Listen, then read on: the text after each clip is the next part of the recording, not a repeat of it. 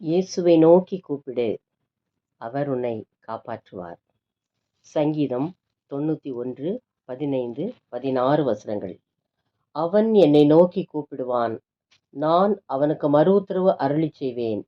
ஆபத்தில் நானே அவனோடிருந்து அவனை தப்புவித்து அவனை கனப்படுத்துவேன்.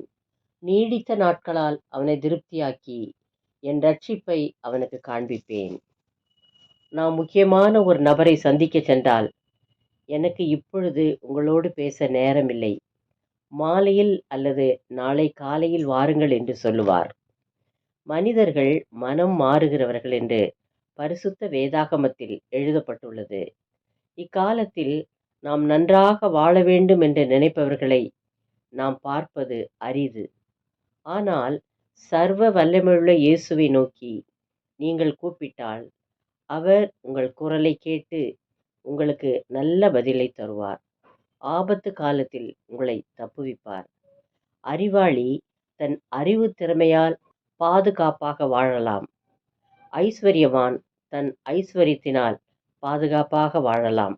ஆனால் நீங்கள் இயேசுவை நம்பி அவரை நோக்கி கூப்பிட்டால் அவர் உங்களை காப்பாற்றுவார், உயர்த்துவார். எரேமியா 33வது அதிகாரம் 3வது வசனம். என்னை நோக்கி கூப்பிடு, அப்பொழுது நான் உனக்கு உத்தரவு கொடுத்து நீ அறியாததும் உனக்கு எட்டாததுமான பெரிய காரியங்களை உனக்கு அறிவிப்பேன்.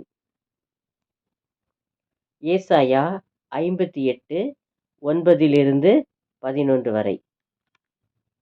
அப்பொழுது நீ கூப்பிடுவாய், கர்த்தர் மறு உத்தரவு கொடுப்பார். நீ சத்தமிடுவாய், இதோ நான் இருக்கிறேன் என்று சொல்லுவார்.